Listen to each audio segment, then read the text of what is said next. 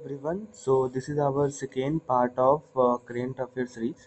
तो बेसिकली ये जनवरी से मार्च तक का कवर करने का था, बट हमने प्लान को चेंज किया और मैंने क्या किया कि जनवरी टू मार्च में कल मैंने polity plus economics plus IR, तो ये 3 सब्जेक्ट मैंने 1 घंटे में कराया। और मैं अब इस वीडियो में क्या करूँगा कि इस वीडियो में मैं जनवरी टू मार्च ना करके जनवरी टू मई यानी दोनों जो अपडेटेड मटेरियल है इसमें मैं इन्वायरमेंट और प्लस साइंस टेक यानी ये दो जो स्पेशल सब्जेक्ट है जिससे नंबर ऑफ क्वेश्चन बहुत ज़्यादा आता है, तो ये इसको मैं दोनों अपडेटेड मटेरियल को एक ही वीडियो में करूँगा। और फिर फाइनल पार्ट जो आएगा तो उसमें फिर अपडेटेड मटेरियल जो है जो मार्च से लेकर मई तक का है, तो उसमें फिर से मैं पॉलिटी आईआर और इकोनॉमिक्स इन तीनों सेक्शन को एक साथ करा दूंगा। तो अपना 3 पार्ट में लगभग 3 घंटे 2.5 से 3 घंटे में अपने लोग ये 6 महीने का करेंट अफेयर कवर कर लेंगे। ठीक है, so let's we start. So environment में जो पहला टॉपिक आता है क्लाइमेट चेंज, यानी क्लाइमेट चेंज से संबंधित जो इम्पोर्टेंट न्यूज़ है वो हम देखेंगे। तो पहला हमारा न्यूज़ है ग्रीन क्रेडिट प्रोग्राम। ग्रीन से आप देख रहे हो क्या होता है, वृक्ष होते हैं, यानी ये जो प्रोग्राम है कहीं ना कहीं पेड़ पौधा से रिलेटेड है, बस आप टर्मिनोलॉजी को समझने का ट्राई करना।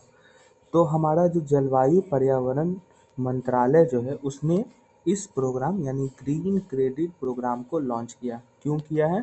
तो इसके तहत वृक्षारोपण गतिविधियों के लिए ग्रीन क्रेडिट की गणना की जाएगी। मतलब आप जितने भी पौधे लगाओगे ना उसको क्रेडिट दिया जाएगा और उसके एवज में आपको रिवार्ड प्रदान किया जाएगा। ओके, सेकेंड हमारा न्यूज है यूएन इन्वायरमेंट असेंबली का छठा सत्र यानी संयुक्त राष्ट्र पर्यावरण सभा का छठा सत्र। ठीक है, तो ये कहाँ पे हुआ? तो ये केनिया के नैरोबी में हुआ है। ठीक है, तो केनिया के नैरोबी में सभा को किया गया।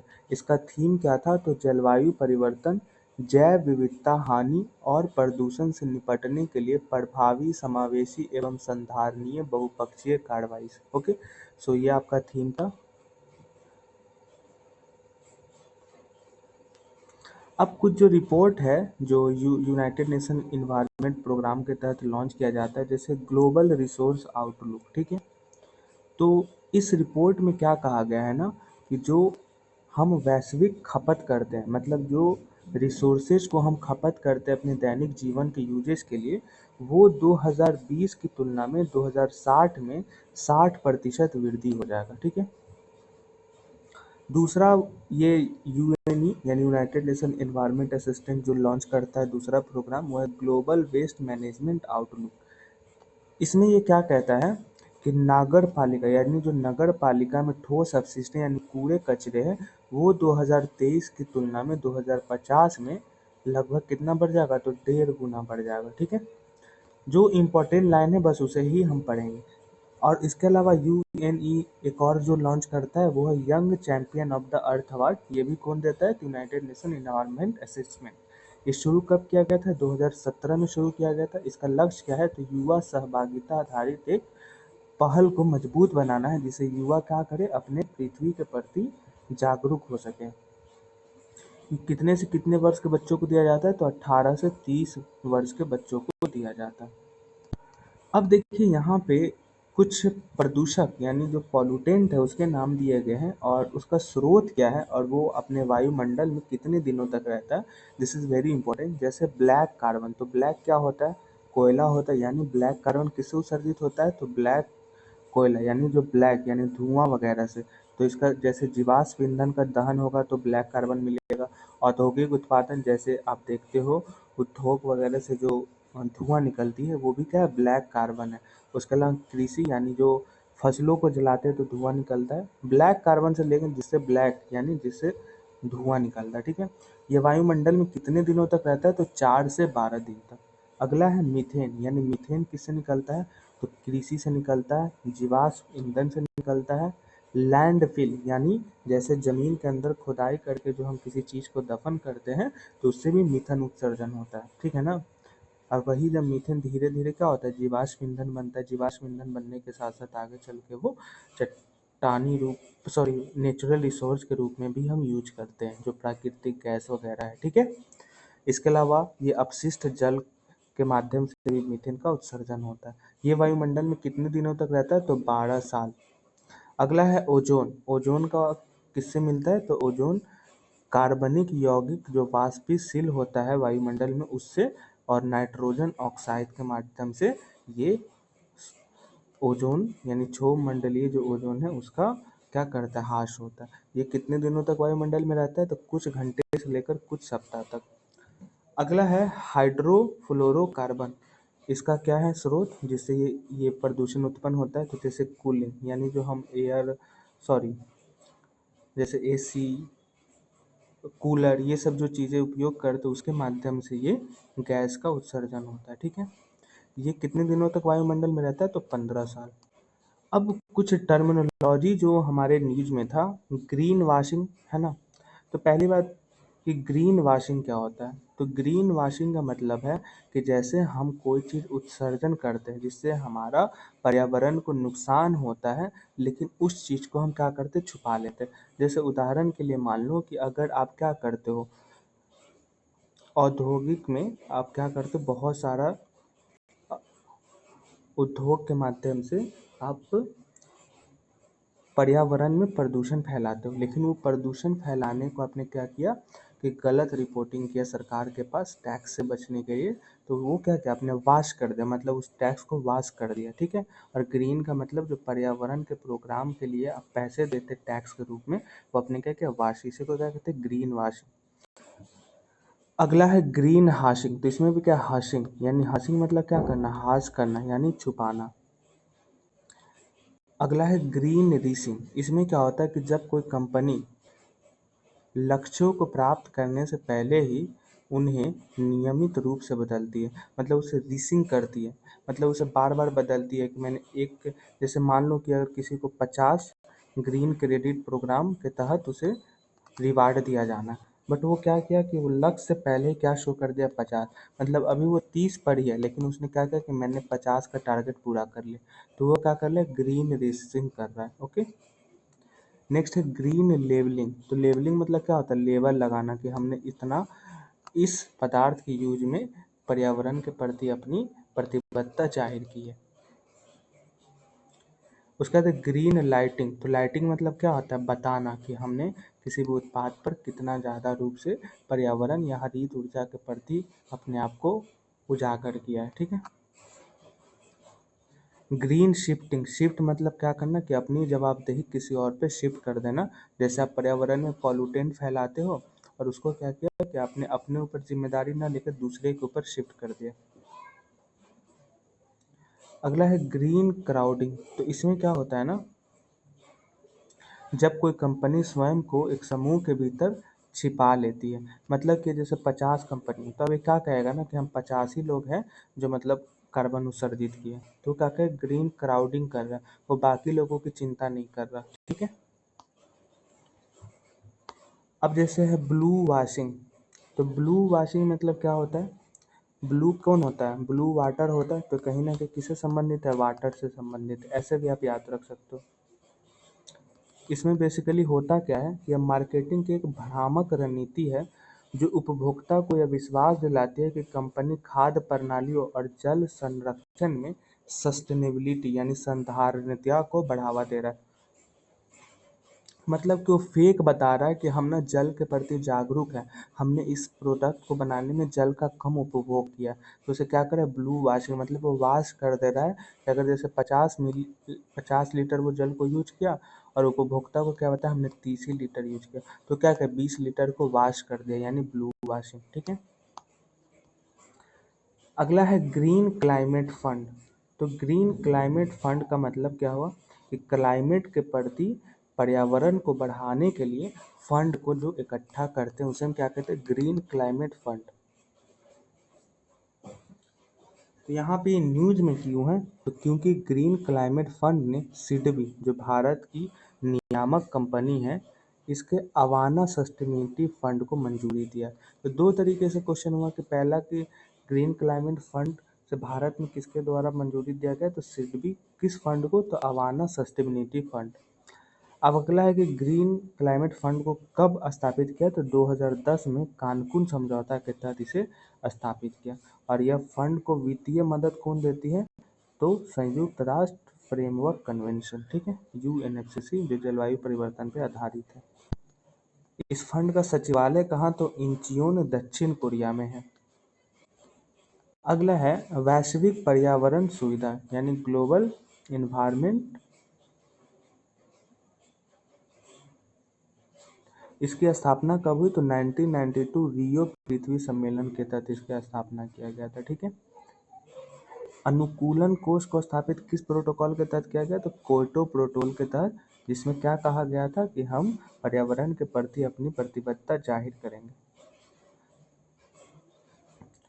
अगला है शहर विशिष्ट zero carbon building action plan. मतलब शहर विशिष्ट मतलब कोई शहर विशेष में जीरो कार्बन बिल्डिंग मिशन, मतलब जो बिल्डिंग का निर्माण होगा उसमें कार्बन क्या होगा? जीरो उत्सर्जन होगा। तो ये कहाँ शुरू किया गया है? तो नागपुर में शुरू किया गया है। नागपुर ने 2050 तक सभी इमारतों को नेट जीरो कार्बन इमारत बनाने का लक्ष्य रखा है कि जिसमें हम कार्बन का उत्सर्जन नहीं करेंगे। अगला है trade policy tools for climate action report. कौन जारी किया? तो वर्ल्ड ट्रेड ऑर्गेनाइजेशन ने जारी किया है। और ये क्यों इम्पोर्टेंट है? क्योंकि ये सस्टेनेबिलिटी को बढ़ावा देने के लिए जो COP28 जलवायु परिवर्तन से संबंधित है उसको वो मदद करने के लिए, ठीक है। State of the global climate report किसने लॉन्च किया? तो विश्व मौसम विज्ञान संगठन के द्वारा लॉन्च किया गया। बस यही इम्पोर्टेंट है। अब अगला जो हमारा टॉपिक है वो क्या है? पॉल्यूशन। अभी हमने देखा क्लाइमेट चेंज से संबंधित न्यूज, अब पॉल्यूशन से संबंधित देखेंगे। अगला हमारा न्यूज में है राष्ट्रीय स्वच्छ वायु कार्यक्रम, नेशनल क्लीन एयर प्रोग्राम। तो इसके 5 साल पूरे हो गए, मतलब ये स्थापना कब हुआ था? तो 2019 में, ठीक है। इसने टारगेट क्या रखा है कि 2017 की तुलना में 2025-26 तक पीएम यानी पार्टिकुलेट मैटर जो 10 और 2.5 है उसमें 40% कमी लाएंगे। ये किसके द्वारा लागू किया जाएगा? तो सीपीसीबी यानी सेंट्रल पॉल्यूशन कंट्रोल बोर्ड के द्वारा। अगला कुछ रिपोर्ट और सूचकांक जो न्यूज में है, जैसे वायु गुणवत्ता रिपोर्ट किसके द्वारा जारी किया गया? तो स्विस संगठन के द्वारा जारी किया गया। इसमें इसने क्या बताया कि बांग्लादेश और पाकिस्तान के बाद भारत तीसरा सबसे प्रदूषित शहर है। नई दिल्ली दुनिया का सबसे प्रदूषित राजधानी है और बिहार का बेगूसराय दुनिया का सबसे प्रदूषित शहर है, ठीक है। संयुक्त राष्ट्र विश्व जल विकास रिपोर्ट किसने जारी किया? तो ये UNESCO world water assessment programme के द्वारा जारी किया गया। इसका काम क्या है? जल विकास है, मतलब जल से संबंधित जो उपयोगी चीज़ें होंगी उसका क्रियान्वयन के लिए इस पर वर्क किया जाएगा। अगला है चौथा ग्लोबल ई वेस्ट मॉनिटर। तो ये किसने लॉन्च किया है? तो यूनिटर के सस्टेनेबल साइकिल प्रोग्राम, अंतर्राष्ट्रीय दूरसंचार संघ और फाउंडेशन ग्रैमी ग्रेंग ने संयुक्त रूप से इसको किया है, ठीक है। इसका मेन मकसद क्या है? तो ये संस्थानों के नवीन लर्निंग समाधान प्रदान करेगा, मतलब जो टेक्नोलॉजी है उसको बढ़ावा देने के लिए ये हेल्प करेगा। अब तीसरा हमारा है टॉपिक, वो है बायोडाइवर्सिटी यानी जैव विविधता। क्लाइमेट चेंज, पॉल्यूशन, तीसरा बायोडाइवर्सिटी। तो पहला न्यूज में है कि प्रवासी पक्षियों के संरक्षण पर कन्वेंशन हुआ। कौन कन्वेंशन हुआ? तो COP14। और ये कहाँ हुआ है? तो उज्बेकिस्तान के समरकंद में हुआ है। इसमें क्या नारा दिया गया है? तो nature knows no borders, very very important.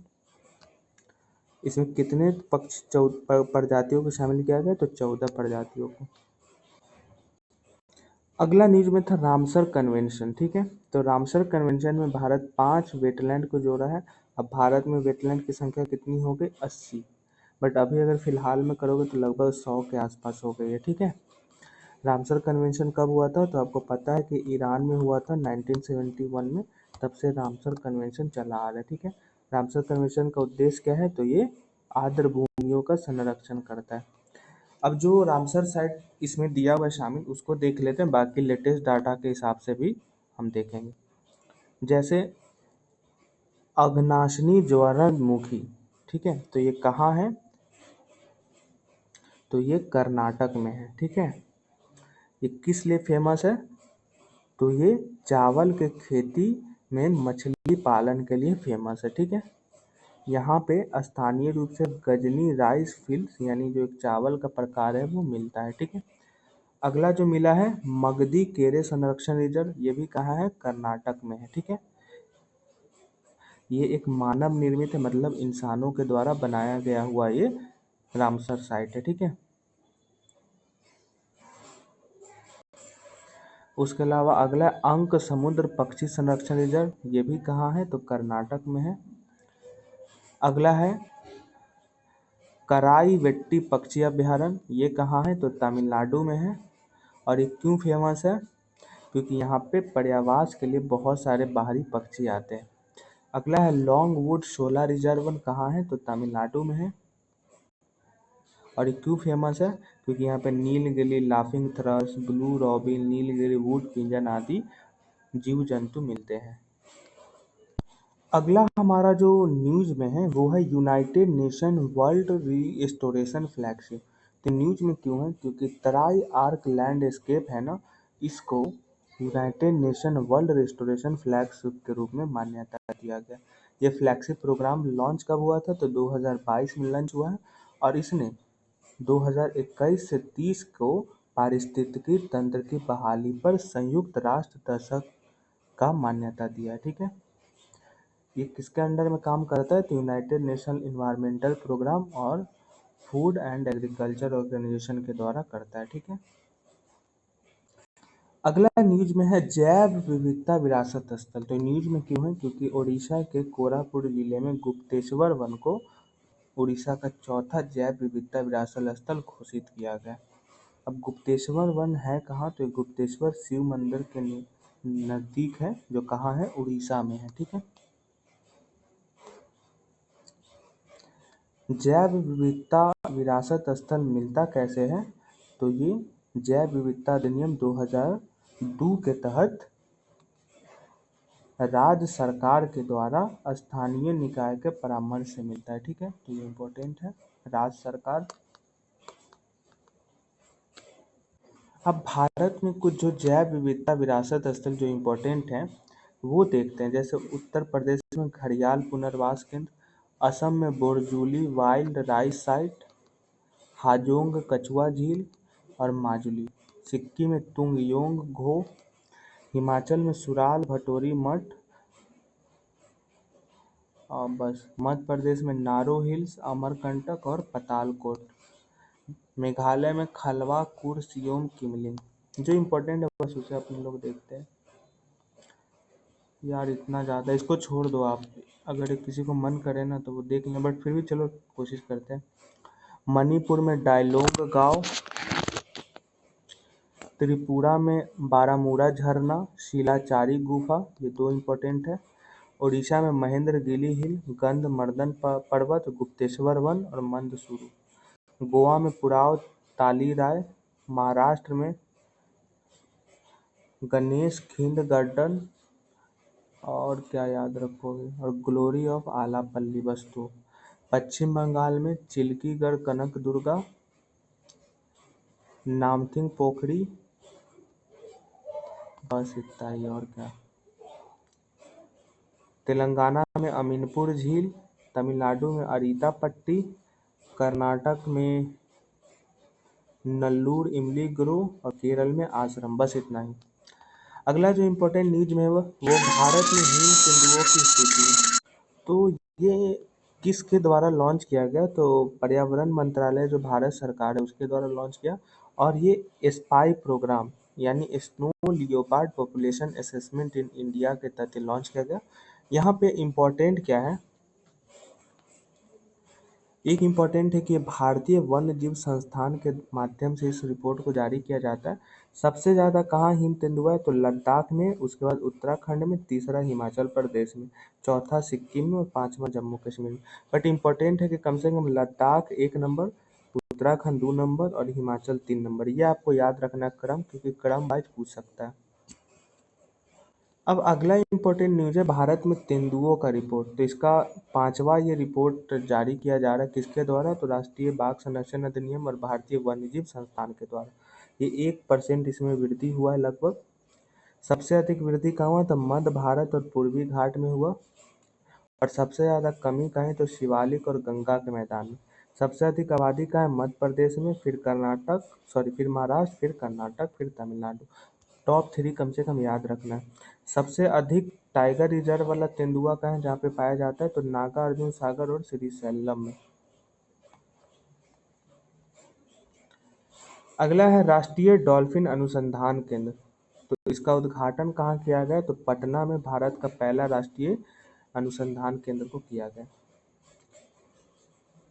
यह भारतीय उपमहाद्वीप का स्थानीय प्रजाति है। ये आमतौर पर सूस नाम से जाना जाता है, ठीक है। इसे हम टाइगर ऑफ गंगा के भी नाम से जानते हैं, ठीक है। ये मीठे जल में पाया जाता है। ये अल्ट्रासोनिक तरंगों का उपयोग करके शिकार करती है। ये सांस लेने के लिए सतह पर आती है। ये कम से कम 5 से 8 फीट गहरा जल में होती है।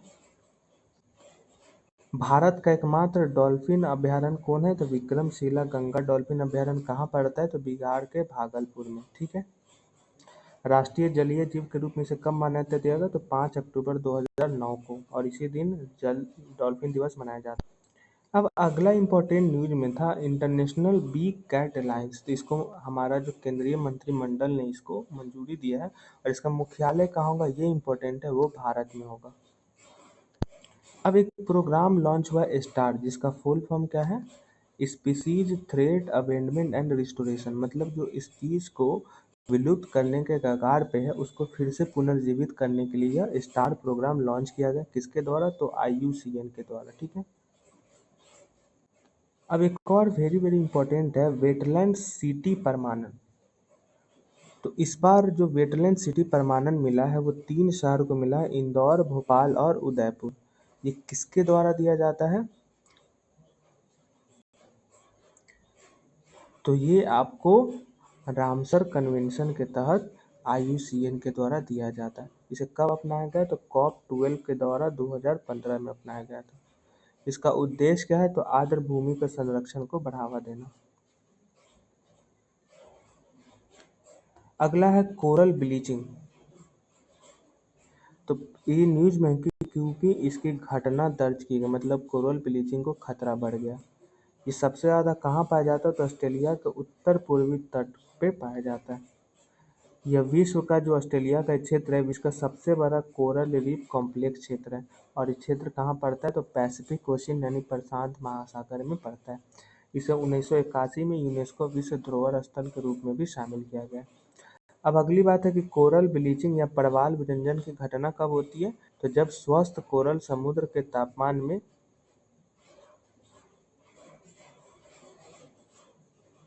वृद्धि की वजह से संवेदनशील हो जाते हैं, और इससे क्या करते हैं कि उत्तक रहने वाले जुन्थोलिन नामक शैवाल को बाहर निकाल देते हैं।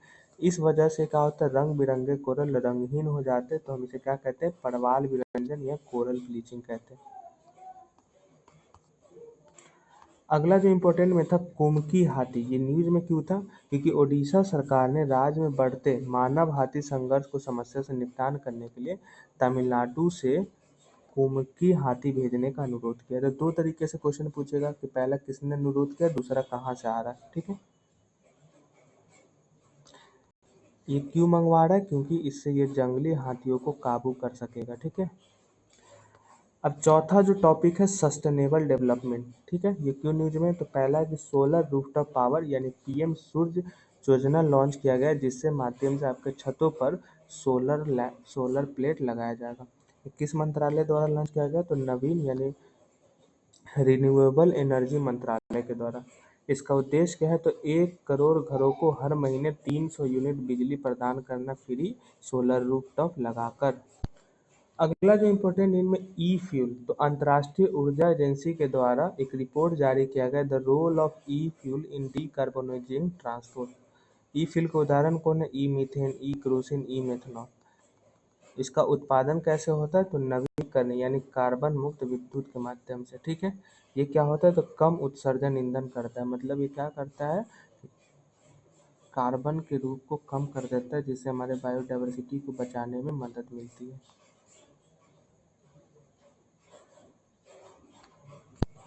अगला इम्पोर्टेंट एक न्यूज में है यूरिया गोल्ड। ठीक है, तो यूरिया गोल्ड का एक सल्फर लेपित यूरिया उर्वरक है, यानी फर्टिलाइजर है। यह जैविक उर्वरक नहीं है, मतलब ये ऑर्गेनिक रूप से नहीं मिलता, बल्कि इसमें सल्फर लेप किया जाता है। इसमें क्या होता है कि पहले से गर्म किए गए यूरिया के दानों को पिघले हुए सल्फर के साथ कोटिंग किया जाता है, यानी मिक्स कर दिया जाता है। ठीक है, और इसके बाद इसका हम उपयोग क्या करते हैं, तो जो मिट्टी है उसकी नाइट्रोजन दक्षता को बढ़ाने के लिए उपयोग करते हैं, जिससे हमें पैदावार ज़्यादा हो सकेगा। अगला जो इम्पोर्टेंट न्यूज है, पृथ्वी विज्ञान योजना कब से कब तक, तो 2021 से 26 तक। इसका उद्देश्य क्या है, तो उसका उद्देश्य है वायुमंडल, जलमंडल, भूमंडल आदि जो है इसके वैज्ञानिक खोज को बढ़ावा देना, और इसका जो नुकसान होने वाला है उसको पहले चिंतन मनन करना। अगला अगला इम्पोर्टेंट न्यूज में अल्जेरिया डिक्लेरेशन। तो यह GECF का 7वां जो शिखर सम्मेलन हुआ है, उसी में ही इसे अपनाया गया। इसका लक्ष्य क्या है, तो ये प्राकृतिक गैस का वहन करेगा एवं विश्वसनीय ऊर्जा स्रोत के रूप में इस्तेमाल करेगा, जिससे क्या होगा कि सस्टेनेबल नेचुरल गैस के प्रौद्योगिकी को विकास में या उपयोग में मदद मिलेगा। GECF का मुख्यालय कहाँ है, तो दोहा कतर में। अगला है financial agro chemical reduction and management कार्यक्रम, यानी फार्म प्रोग्राम। ये किसके द्वारा शुरू किया गया, तो वैश्विक पर्यावरण सुविधा के द्वारा शुरू किया गया। ठीक है, तो ये काम क्या करेगा, तो ये क्या करेगा, सस्टेनेबल डेवलपमेंट के लिए ये जलवायु परिवर्तन से संबंधित जो हानिकारक होने वाले खाद्य उत्पादन है उसके रोग पर वृद्धि करेगा और उसमें वो पैसा देगा। ठीक है,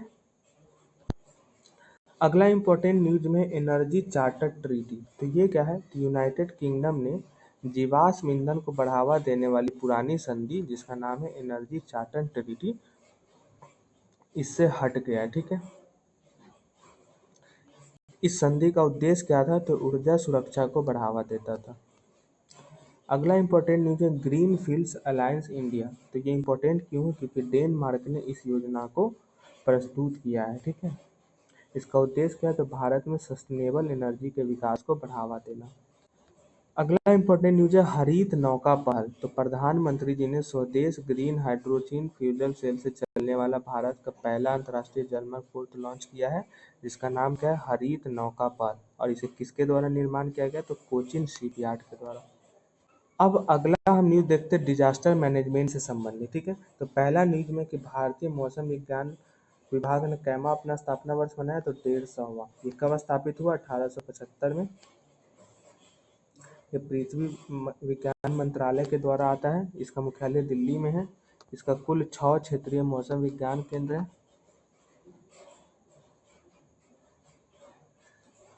यूनाइटेड नेशन ने 2020 में सुपर चक्रवात अम्फान और मोचा के लिए किए गए IMD के कार्यों को सराहना किया था।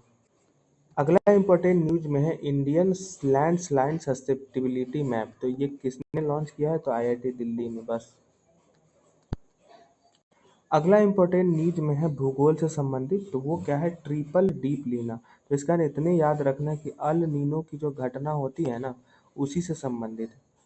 इसमें क्या होता है कि लगातार 3 वर्षों तक वर्षा होता रहा। अल नीनो की घटना में क्या होता है कि जैसे ये जो पेरू की जलधारा है और ऑस्ट्रेलिया की जलधारा, तो यहाँ पे जो ठंडी जलधारा होती है गर्म रूप लेके यहाँ पे बरसती है, तो इसे क्या कहते हैं, अल नीनो की घटना। ठीक है,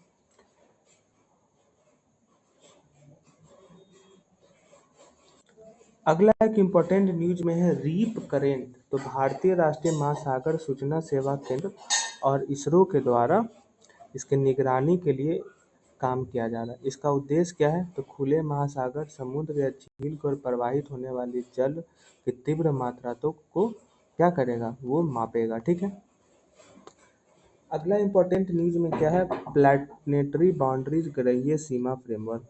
तो ये इम्पोर्टेंट क्यों हो जाता है, क्योंकि पर्यावरणीय उपलब्धि के लिए जोहान रॉक स्टॉर्म को टाइलर पुरस्कार दिया गया। ठीक है,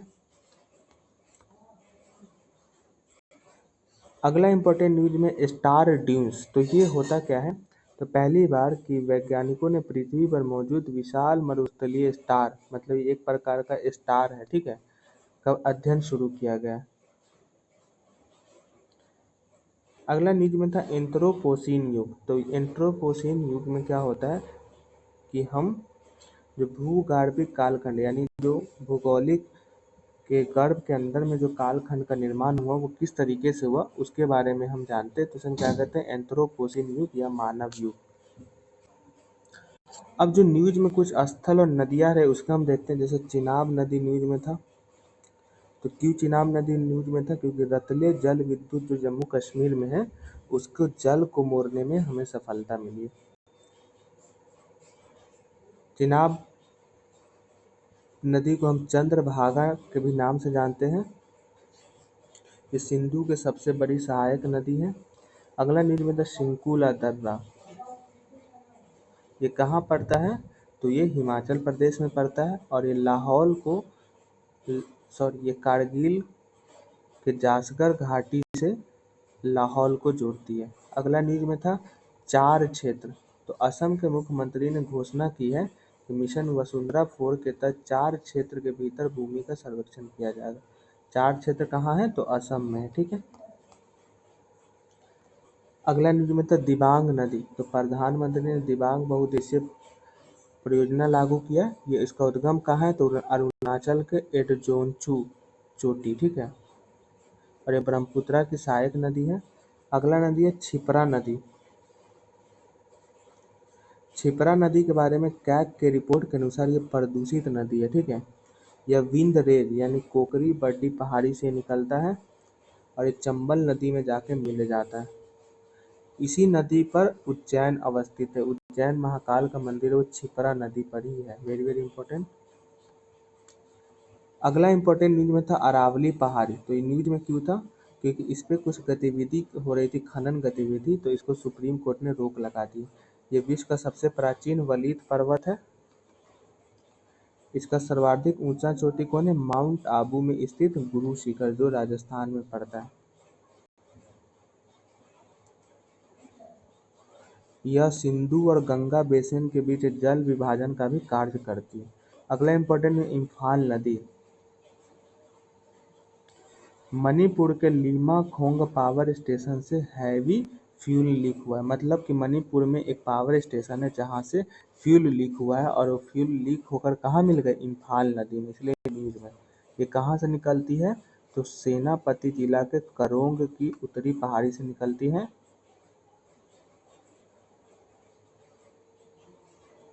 और लोकटक झील जो है मणिपुर का वो इसी पे बना हुआ है, इम्फाल नदी पे। अगला है कोडरमा जिला क्यों न्यूज में है? तो यहाँ पे वल्चर रेस्टोरेंट स्थापित किया गया। ठीक है। वल्चर क्या है? गिद्ध। गिद्ध रेस्टोरेंट, यहाँ पे गिद्ध आकर रहेंगे। ठीक है। इससे पहले भी वल्चर रेस्टोरेंट कहाँ कहाँ खोला गया? महाराष्ट्र के रायगढ़, गढ़चिरौली, नासिक में भी। अगला इंपॉर्टेंट है वेज बैंक इकोसिस्टम। तो न्यूज में क्यों है? क्योंकि इस तेल और गैस ब्लॉक से प्रस्तावित अन्वेषण और विकास के कारण वेज बैंक इकोसिस्टम पे प्रभाव पड़ सकता है। ठीक है। ये दुनिया का सर्वाधिक उत्पादक तटीय क्षेत्र है। अब विश्व के जो कुछ इंपॉर्टेंट न्यूज में थे जैसे ग्रेट लेक्स। ग्रेट लेक्स है कहाँ? उत्तरी अमेरिका में है। और क्यों न्यूज में था? क्योंकि यहाँ लगातार दूसरे वर्ष औसत हिम आवरण हुआ है। मतलब यहाँ पे कम बर्फबारी हुई है। इसी में कुछ झीलें शामिल हैं, सुपीरियर झील, मिशिगन झील, ह्यूरन झील, एरी झील और ओंटारियो झील। किसका भाग है? तो ग्रेट लेक्स का।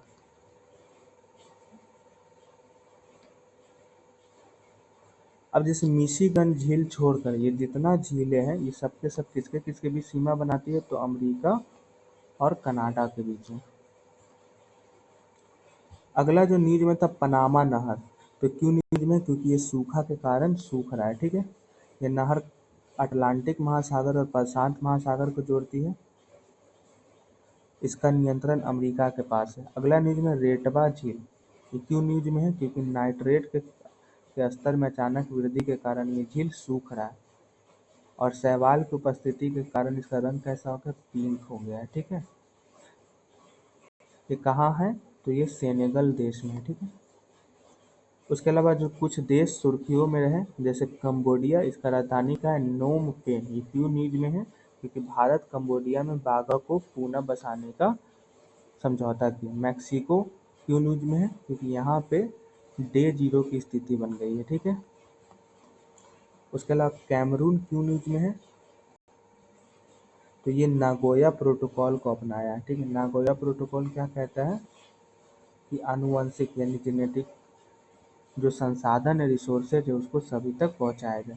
बेल्जियम क्यों न्यूज में है? क्योंकि बेल्जियम इकोसाइड को राष्ट्रीय और अंतर्राष्ट्रीय अपराध के रूप में शामिल करने वाला यूरोप का पहला देश बन गया। इकोसाइड क्या होता है? जो पर्यावरण संबंधित दीर्घकालिक नुकसान को दर्शाता है। इकोसाइड कौन दिया था शब्द? तो गैल्डस्टोन नामक वैज्ञानिक ने। तो ये हमारा जनवरी से लेकर मार्च तक का इन्वायरमेंट था। अब हम अप्रैल मई का भी इन्वायरमेंट देखते हैं, फिर साइंस टेक जनवरी से मई तक देखेंगे, और फिर अंतिम पार्ट में जो पार्ट 3 है, ये पार्ट 2 में ही इन्वायरमेंट और साइंस टेक कवर करेंगे। तो अब ये जो हम इन्वायरमेंट देखने जा रहे हैं, ये अप्रैल और मई है, ठीक है। मतलब ये 5 महीने का करेंट अफेयर हो जाएगा, ठीक है। सो हमारा जो पहला न्यूज है वो है direct air capture and storage. मतलब ये ऐसा एक मेथड है जो मतलब डायरेक्ट एयर में वेपराइजेशन के माध्यम से कोई भी चीज़ को क्या करता है, कार्बन डाइऑक्साइड रहित वो क्या करता है, निर्मुक्त करता है, ठीक है ना। तो ये इस तरीके का एक न्यूज में है। तो न्यूज में क्यों है? क्योंकि आइसलैंड ने विश्व का सबसे बड़ा यही direct air capture and storage नाम का प्लांट, जिसका नाम है मैमथ, शुरू किया है, ठीक है। इसमें बेसिकली होता क्या था, हम कार्बन डाइऑक्साइड को क्या करते हैं, रिमूव करते हैं, डायरेक्ट एयर से कैप्चर करते हैं, ठीक। ये हमने बताया। अगला चीज जो न्यूज में है वो है जलवायु प्रौद्योगिकी केंद्र और नेटवर्क। तो न्यूज में क्यों है? तो यह स्थापना का 10 वर्ष पूरा कर लिया है। और ये किसका तंत्र है? तो यूएनएफसीसी का। इसका मुख्यालय कहाँ है? तो कोपेनहेग, डेनमार्क में। अगला जो न्यूज में है, new collective quantified goal on climate finance. तो किसने लॉन्च किया है? बस ये इंपॉर्टेंट है, यूएनएफसीसी ने। अगला न्यूज है क्लाइमेट प्रॉमिस इनिशिएटिव। किसने लॉन्च किया है? तो यूनाइटेड नेशन डेवलपमेंट प्रोग्राम ने। अगला जो न्यूज में है, the one UN climate change learning partnership किसके द्वारा लॉन्च किया गया है? तो वन माइक को बढ़ावा देने के लिए किया गया, यानी 1 मिलियन यूथ एक्शन के चैलेंज को बढ़ावा देने के लिए किया गया, ठीक है। ये भी क्या है? पर क्लाइमेट चेंज यानी जलवायु परिवर्तन से संबंधित। अगला है क्लीन एनर्जी ट्रांसमिशन प्रोग्राम। किसने लॉन्च किया है? तो अंतर्राष्ट्रीय ऊर्जा एजेंसी के द्वारा जारी किया गया है। कार्बन फार्मिंग, ये तो आप जानते ही हो, बट कार्बन फार्मिंग में इम्पोर्टेंट क्या है? देखो, कार्बन फार्मिंग का मतलब क्या? मतलब जिसमें हम कार्बन रहित फार्मिंग करते हैं, ठीक है ना। सॉरी, मतलब कार यही होता है ना, स्पीड में बोलने के कारण यही सब होता है। मतलब कार्बन फार्मिंग मतलब ऑर्गेनिक रूप से क्या करते हैं, चीज़ों को हम बढ़ावा देते हैं, कृषि को, ठीक है, फार्मिंग को। तो न्यूज में क्यों है? क्योंकि यूरोपीय संसद ने ईयू यानी यूरोपियन यूनियन स्तरीय कार्बन रिमूवल सर्टिफिकेशन फ्रेमवर्क की स्थापना की है, ठीक है। इसमें बेसिकली क्या होगा? तो कार्बन फार्मिंग को बढ़ावा देगा, ठीक है ना, और वो क्या करेगा, ऐसे कार्बन भंडारण में जो वृद्धि करता है उसमें वो कटौती करेगा, ठीक है। अब जो कुछ रिपोर्ट और सूचकांक न्यूज में थे, जैसे state of the global climate report कौन जारी किया था? विश्व मौसम संगठन ने। और इसने कहा कि 2023 जो है अभी तक का दुनिया का सबसे गर्म साल था। अगला है recipe for a liveable planet achieving net zero emission in the agri food system report. किसने लॉन्च किया? तो विश्व बैंक ने। इस रिपोर्ट में जलवायु परिवर्तन में कृषि खाद्य प्रणाली के योगदान से संबंधित पर चर्चा किया गया। अगला है a world energy transition outlook brief tracking COP28 outcome report. किसने लॉन्च किया? तो अंतर्राष्ट्रीय नवीकरणीय ऊर्जा एजेंसी ने लॉन्च किया। इसका उद्देश्य क्या है? तो COP20 में व्यक्त जो किया गया कार्बन ऊर्जा से संबंधित, उसमें रिन्यूएबल एनर्जी का जो पर्पस है उसको ट्रैक करने के लिए किया गया। अगला है measuring the emission and energy footprint of the ICT sector. किसने लॉन्च किया? तो अंतर्राष्ट्रीय दूरसंघ और विश्व बैंक ने। अगला है green and social bond impact report. किसने जारी किया? तो अंतर्राष्ट्रीय वित्त निगम ने। अगला है global status report for buildings and constructions. Building किसने लॉन्च किया? तो यूनाइटेड नेशन इन्वायरमेंट प्रोग्राम ने और global alliance for building and construction द्वारा। अब अगला टॉपिक है पॉल्यूशन से संबंधित। पहले था ऊपर क्लाइमेट से, जब पॉल्यूशन। तो पहला न्यूज में है कि स्वास्थ्य देखभाल परियोजना में पारा आधारित मापन यंत्र को कैसे समाप्त कर सकते हैं। तो ये लॉन्च कौन किया? United Nation environment programme. मतलब कि स्वास्थ्य देखभाल में जो पारा है, उससे जो हमारा बीमारी पैदा होता है उसको हम कैसे दूर कर सकते हैं, इसी पे।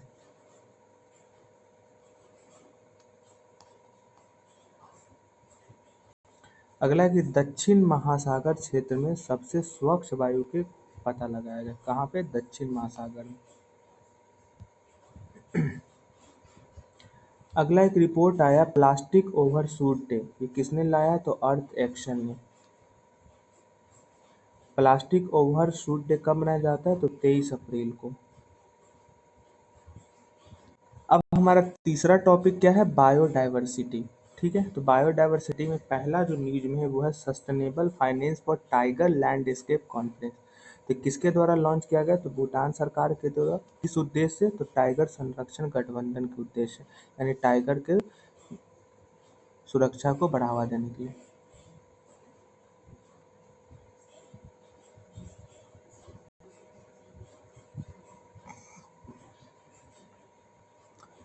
अब जैसे कुछ अभ्यारण्य न्यूज में थे, जैसे सोनाई रूपाई वन्यजीव अभ्यारण्य, तो कहाँ मिलता है? तो असम में। ठीक है,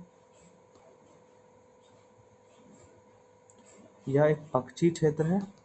कलेसर वन्यजीव अभ्यारण्य कहाँ है? तो यह हरियाणा के यमुनानगर में। सह्याद्री टाइगर रिजर्व कहाँ है? और ये न्यूज में क्या था? वेरी वेरी इंपॉर्टेंट कि न्यूज में क्या था। तो महाराष्ट्र वन विभाग ने न बाघों को चंद्रपुर जिले के तडोबा अंधारी टाइगर रिजर्व से सह्याद्री टाइगर रिजर्व में ट्रांसफर किया, इसलिए ये न्यूज में है। और ये पड़ता कहाँ है? तो महाराष्ट्र में। अगला न्यूज में है एतू रन गरम वन्यजीव अभ्यारण्य। ये न्यूज में क्यों है? क्योंकि यहाँ पे वनाग्नि की घटना घटी है, मतलब वनों की गिरावट में घटना घटी है। ये कहाँ पड़ता है? तो वारंगल तेलंगाना में। अब कुछ इम्पोर्टेंट चीजें न्यूज में, जैसे ग्लोबल फॉरेस्ट वॉच। तो ये जो रिपोर्ट बेसिकली आधारित किस पे है? तो वृक्ष आवरण के संबंधित, यानी जो फॉरेस्ट है उससे संबंधित। तो इस रिपोर्ट में क्या कहा गया है कि 2001 की तुलना में 2023 में जो वृक्ष आवरण है उसमें 6% की कमी आई। अगला इम्पोर्टेंट है प्लैंकटन क्रैश। तो ये क्या होता है और ये न्यूज में क्यों है? क्योंकि पुडुचेरी के प्रोमेनेड समुद्र तट का पानी लाल रंग का दिखने लगा, इसलिए ये न्यूज में है। और यहाँ पे एनजीटी जो है, नेशनल ग्रीन ट्रिब्यूनल ने, उसने प्लैंकटन क्रैश यानी प्लवकों की मृत्यु की वजह से समुद्री तट का पानी लाल दिखने का कारण बताया है। ठीक है, मतलब वो जो पुडुचेरी का समुंदर है वो लाल क्यों हुआ? तो प्लैंकटन क्रश यानी प्लवकों की मृत्यु के कारण। ठीक है, ये प्लैंकटन क्रैश होते क्या है? तो ये एक रंजक है जो चट्टानों और समुद्री नीतक से चिपक जाते हैं और ये बायोफिल्म जैसी परत बनाती है, जिससे रेड टाइड का कारण भी बनता है। अगला है गैप लिमिटेशन। तो ये क्या है? तो यह शिकारियों द्वारा एक निश्चित शारीरिक आकार वाले शिकार का ही शिकार किया जाता है। मतलब कोई अगर मान लो हिरन है तो इसका 5 फुट 7 इंच इतना ही का ये शिकार करेंगे, इसी फुट में इतना ही इंच। इसे हम क्या कहते हैं? Gap limitation. अगला है केंद्रीय समुद्री मत्स्यिकी अनुसंधान संस्थान। तो इससे संबंधित क्या है? तो इसने एक सफलता हासिल की है कि गोल्डन ट्रैवली मछली के लिए उसने सबसे अधिक मूल्य लगाई है। अब अगला जो हमारा है वो सस्टेनेबिलिटी डेवलपमेंट से संबंधित न्यूज, यानी चौथा है। तो पहला है कि भारत में पर्यावरणीय आंदोलन। तो ये न्यूज में क्यों कि 2023 में चिपको आंदोलन को 50 वर्ष पूर गया है। चिपको आंदोलन शुरू कहाँ से हुआ था? तो उत्तराखंड के चमोली जिला के रेनी गांव से शुरू हुआ था। और ये किसके द्वारा किया गया था? तो राजस्थान के बिश्नोई समुदाय के द्वारा। किस लिए किया गया था? तो वृक्षों की रक्षा के लिए। यहाँ पे नेतृत्व किसने किया था? तो अमृता देवी ने जोधपुर के राजा के आदेश के विरुद्ध ये आंदोलन किया था। ठीक है, इसमें कौन कौन नेतृत्व करता थे? तो सुंदरलाल बहुगुणा, चंडी प्रसाद भट्ट, गौरी देवी। उसके अलावा एक और मूवमेंट हुआ था साइलेंट वैली मूवमेंट। तो ये कहाँ हुआ था? तो केरल के पल्लाकाड जिला में। और ये क्यों हुआ था? क्योंकि नदी कुंती पूजा नदी पर एक जल विद्युत परियोजना चलाया गया था, इसलिए वेरी वेरी इंपॉर्टेंट। अपिक्को आंदोलन कहाँ हुआ था? तो कर्नाटक में हुआ था। किसके नेतृत्व में? तो पांडुरंग हेगड़े के नेतृत्व में। नर्मदा बचाओ आंदोलन किसके नेतृत्व में हुआ था? तो मेधा पाटकर के नेतृत्व में हुआ था। क्यों हुआ था? क्योंकि नर्मदा नदी पर बांध बनाया जा रहा था। यहाँ पे आप देख सकते हैं त्रिपुरा में भी हुआ था गुमटी हाइड्रो इलेक्ट्रिक परियोजना के विरोध में। बंगाल में हुआ था ग्रामीण महिला श्रमिक उन्नयन समिति के द्वारा। बस इतना काफी है। ओके, सो हमारा अगला जो न्यूज में है वो है एनजीटी यानी नेशनल ग्रीन ट्राइब्यूनल। तो ये एक विशेष न्यायिक निकाय है और ये क्या करता है कि पर्यावरणीय जो मामला होता है हमारे देश में उस पे ये निर्णय लेता है। और ये निर्णय कितने दिनों में निपटान करता है? तो 6 महीना के भीतर। ये किस एक्ट के तहत बना है? तो एनजीटी अधिनियम 2010 के तहत एक वैधानिक न्याय के रूप में। इसमें एक अध्यक्ष होता है और 10 से 20 पूर्णकालिक न्यायिक सदस्य होता है। ठीक है, इसमें योग्यता के लिए क्या चाहिए? तो उच्चतम न्यायालय का न्यायाधीश या उच्च न्यायालय का मुख्य न्यायाधीश होना चाहिए। ये किन किन मामलों पर निर्णय देता है? तो जल प्रदूषण अधिनियम 1974 के तहत अगर आप कोई गलती करेंगे उस पर देगा। 1977 वाला पे वन संरक्षण अधिनियम 1980, वायु प्रदूषण 1981, पर्यावरण संरक्षण 1986, लोक दायित्व बीमा अधिनियम 1991 और जैव विविधता अधिनियम 2002। इन सातों में से अगर किसी में भी आप उल्लंघन करेंगे तो एनजीटी उस पर निर्णय लेगा। अगला जो इम्पोर्टेंट है वो है पैरा क्रॉपिंग सिस्टम यानी पैरा फसल कृषि विधिता। तो ये न्यूज में क्यों है? क्योंकि उड़ीसा में इस विधि को अपनाया गया। और ये है क्या? तो यह फसल बुआई की एक रिले विधि है। इसमें धान की खरीफ फसल की कटाई से लगभग 2 सप्ताह पहले उसी खेत में कम अवधि में तैयार होने वाली दलहन या तिलहन फसलों का छिड़काव किया जाता है। मतलब एक साथ दो दो फसल का इसमें क्या किया जाता है? उपजाऊ किया जाता है। अगला है वर्ल्ड एनर्जी काउंसिल। तो ये न्यूज में क्यों है? क्योंकि इसका 26वां सत्र कहाँ पे आयोजित हुआ है? तो नीदरलैंड में, नीदरलैंड के रोटरडैम में। ये क्या है? तो एक संयुक्त राष्ट्र का एक सदस्य है, भले निकाय है। अगला है विश्व का पहला परमाणु ऊर्जा सम्मेलन कहाँ हुआ है? तो बेल्जियम में हुआ है। Very very important. किसके द्वारा किया गया? तो अंतर्राष्ट्रीय परमाणु ऊर्जा के द्वारा। अगला है अंटार्कटिक संधि। न्यूज में क्यों है? कि भारत इसका 46वां अंटार्कटिक संधि का आयोजन करेगा। और ये कौन सा संस्थान भारत का करेगा? तो राष्ट्रीय ध्रुवीय एवं समुद्री अनुसंधान केंद्रालय के द्वारा।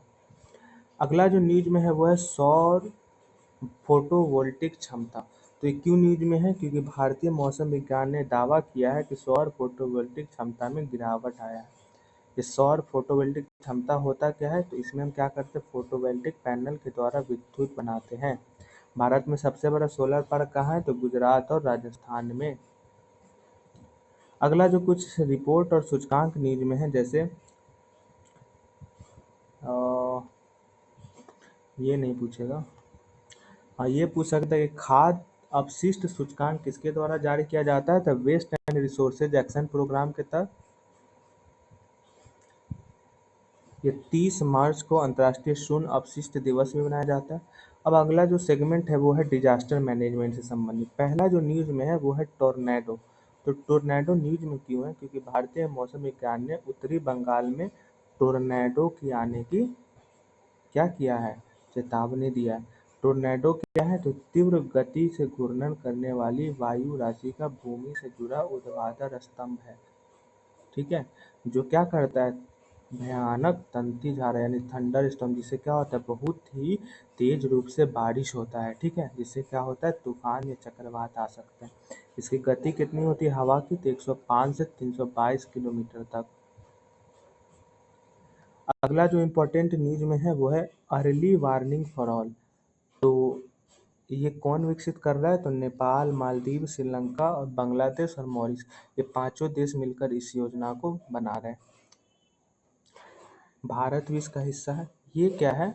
इसका उद्देश्य क्या है? तो इसका उद्देश्य 2027 तक इसके मदद से मौसमी घटनाओं, जलीय विपदाओं और जलवायु परिवर्तन से उत्पन्न होने वाली आपदाओं से रक्षा करना है। इसका नेतृत्व कौन करेगा? तो विश्व मौसम विज्ञान संगठन और आपदा जोखिम न्यूनीकरण के लिए संयुक्त राष्ट्र का कार्यालय। अब ज्योग्राफी से संबंधित कुछ जो न्यूज में है, जैसे बेस फ्लो। तो बेस फ्लो न्यूज में क्यों है?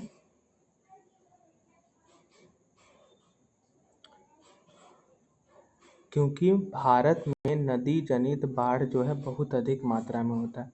तो बेस फ्लो होता क्या है? तो ये दीर्घ अवधि के दौरान नदी में भूजल के माध्यम से पहुंचने वाली जलधारा है। मतलब कि जैसे लंबे समय तक जब नदी में भूजल उत्पन्न होगा तो उसे क्या करेगा? जलधारा बनाएगा। उसे हम क्या कहते हैं? Base flow. लीप सेकेंड क्या है? तो लीप सेकेंड जो है ये एक दिन में 86,400 सेकेंड का होता है। पृथ्वी का घूर्णन आपको पता ही है, तो इसको बताने की जरूरत नहीं। अगला है जियो पार्क्स। जियो पार्क्स न्यूज में क्यों है? क्योंकि यूनेस्को ने 18 नए जियो पार्क्स की स्थापना का प्रस्ताव दिया है। जैसे लैंड ऑफ एक्सटिंक्ट वोल्केनोज कहाँ है? पोलैंड में है। इम्पैक्ट क्रेटर झील कहाँ? फिनलैंड। और उबे राबा कहाँ? ब्राजील में है। और जो इम्पोर्टेंट न्यूज में है, जैसे रॉक वेक्स। तो ये न्यूज में क्यों है? क्योंकि अंटार्कटिका में मेलबर्न विद्यालय के द्वारा अभियान में पता चला कि पवनें प्रबल व अति विशाल रॉक वेव्स के निर्माण से प्रेरित है। मतलब रॉक वेव्स क्या है? एक तरीके का तूफानी लहर है, जिसके कारण क्या होता है? हमारा पवनें क्या होता है? बहुत ही मजबूत, बहुत ही तेज मात्रा में हमें प्रभावित करते हैं। ठीक है, तो कौन सा अध्ययन किया है? तो मेलबर्न विश्वविद्यालय के द्वारा। किस क्षेत्र में? तो अंटार्कटिका क्षेत्र में। इसका निर्माण कैसे होता है रॉक वेव्स का? तो ताजे जल के बड़े निकाय यानी समुद्रों में होता है। अगला है स्वेल वेव्स। तो ये क्यों न्यूज में है? तो क्योंकि ये केरल के तटीय क्षेत्र में इस स्वेल वेव्स के कारण जल भर गया है। ठीक है, ये स्वेल वेव्स क्या है? तो यह सतही गुरुत्वीय लहरों का एक श्रृंखला है जो महासागरों या समुद्रों में आता है। अगला है वोल्केनिक वॉर्टेक्स रिंग्स। तो ये क्यों न्यूज में है? क्योंकि माउंट एटना ज्वालामुखी जो है उसमें वोल्केनिक वॉर्टेक्स रिंग देखा गया है। वोल्केनिक वॉर्टेक्स रिंग होता क्या है? तो ये ज्वालामुखी धुएं के छल्ले हैं, मतलब इस तरीके का धुएं निकलेगा। अगला है रिंग वुड डाइट। ये क्यों न्यूज में है? तो शोधकर्ताओं ने रिंग वुड डाइट महासागर की खोज की है, जो कहाँ स्थित है? तो मेंटल में है। ज्योग्राफी में पढ़ते हो ना, कोर मेंटल, उसी में स्थित है। अगला है जीरो शैडो डे। तो ये क्यों न्यूज में है? क्योंकि बेंगलुरु में एक दुर्लभ खगोलीय घटना दर्ज की गई है और इसे हम क्या नाम दिए? Zero shadow day. Zero shadow day क्या है? तो सूर्य के ठीक ऊपर जब सूरज सिर के ठीक ऊपर एक सीधा में आ जाता है तब हम इसे क्या कहते हैं? Zero shadow day. मतलब इस समय कोई शैडो यानी कोई परछाई नहीं होता। अगला है परमाफ्रॉस्ट क्षेत्र। तो ये क्यों न्यूज में है? तो क्योंकि ग्लोबल वार्मिंग के कारण इस क्षेत्र में कार्बन के नेट सिंक से कार्बन उत्सर्जन में तब्दीली आया है। परमाफ्रॉस्ट किसे कहते हैं? जो पृथ्वी के सतह या उसके नीचे अस्थायी रूप से जमा हुआ परत होता है। कुछ स्थल जो न्यूज में है, जैसे भारत के एक न्यूज में है जियाधल नदी। तो न्यूज में क्यों है? क्योंकि इसका प्राकृतिक यानी नेचुरल जो फ्लो है वो बाधित हो रहा है जलवायु परिवर्तन के कारण। ये ब्रह्मपुत्र की सहायक नदी है और कहाँ से निकलती है? तो अरुणाचल के लघु हिमालय श्रेणी से। अगला न्यूज में कौन है? दामोदर नदी। दामोदर नदी क्यों न्यूज में है? क्योंकि झारखंड सरकार ने इसके जीर्णोद्धार मतलब इसके उत्थान के लिए योजना चला रही। इसका उद्गम क्या है? तो खमरपेट पहाड़ी उद्गम है और ये पलामू जिला के छोटा नागपुर में है। यह गंगा नदी तंत्र का हिस्सा है। अगला है महानदी। क्यों न्यूज में है? क्योंकि महानदी में एक यात्रा का नाव पलट गया। इसका उद्गम क्या है? तो छत्तीसगढ़ का धमतरी झील है। इसी महानदी पे हीराकुंड बांध, महानदी जलाशय परियोजना चलता है और यहीं पे सतकोसिया टाइगर रिजर्व और बेसीपल्ली वन्यजीव अभयारण्य भी है। अगला है नोयल नदी। तो ये क्यों न्यूज में? क्योंकि प्लास्टिक और सीवेज प्रदूषण के कारण ये नोयल नदी बहना बंद हो गया है। इसका उद्गम कहाँ है? तो वेल्लंगरी पहाड़िया है, ठीक है, जो कहाँ पड़ता है? तमिलनाडु में। और ये कहाँ मिल जाता है? कावेरी नदी में। अब वर्ल्ड का जो कुछ न्यूज में था, जैसे एक न्यूज में है बटागे बटागाइका क्रेटर। ये क्यों न्यूज में है? क्योंकि यहाँ पे जमीन बर्फ के पिघलने के साथ हर साल बढ़ रहा है, ठीक है। अगला न्यूज में था करीबा झील। तो करीबा झील क्यों न्यूज में है? क्योंकि अल नीनो जनित सूखे के कारण इसकी जल केवल 13% रह गया, मतलब 87% इसका जल खत्म हो गया। ये कहाँ है? तो जाम्बिया और जिम्बाब्वे के बीच में है। अगला न्यूज में है रॉस आइस शेल्फ। ये क्यों न्यूज में है? क्योंकि ये दिन में अपने आप 1 से 2 बार आगे पीछे बढ़ती है। और ये कहाँ है? तो अंटार्कटिका क्षेत्र में। अगला है ताइवान न्यूज में। तो ताइवान क्यों न्यूज में है? क्योंकि यहाँ पे 7.4 रिएक्टर का भूकंप दर्ज हुआ है।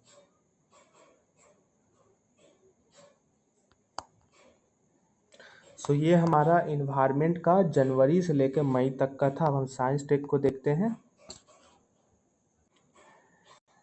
अब देखो, क्योंकि ये 1 घंटा का वीडियो हो चुका है, तो साइंस टेक को ऐसा करते हैं, साइंस टेक को हम लोग जनवरी से लेकर मई तक ये एक सेपरेट वीडियो में देख लेते हैं, ठीक है। कोई प्रॉब्लम नहीं है, क्योंकि फिर 1 घंटे से ज़्यादा करूँगा तो आपको देखने का मन नहीं होगा। सो ये नेक्स्ट वीडियो में देखते हैं, ओके। अब हमें लग रहा है कि 3 वीडियो ना मानकर अब 4 वीडियो मान लीजिए, तब जाके आपका जनवरी से मई तक का पूरा कंप्लीट हो जाएगा, ठीक है। अब एक-एक चीज़ तो बताना ही पड़ेगा ना, जो आपको लग रहा है कि आपको नहीं ज़रूरत है तो छोड़ दीजिएगा, बट मुझे जो लग रहा है कि ज़रूरत है उसे मैं पढ़ा रहा हूँ। ओके, सो नेक्स्ट वीडियो में मिलते हैं। Thank you so much.